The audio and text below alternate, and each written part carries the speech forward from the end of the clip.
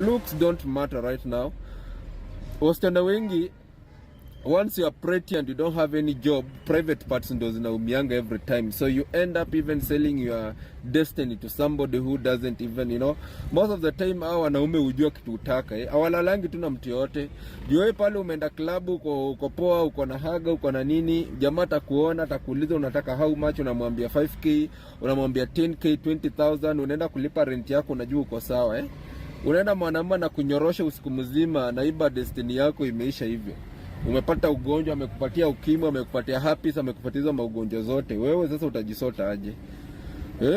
So only broke girls and broke women, broke men and broke boys ndio wafanya vitu kama hizo mostly because they want money to pay some bills. But in case ya uko ni mse very straightforward, mse mwenye unapata do, mse mwenye unajituma, mazao zijipata kwa situations kama hizo.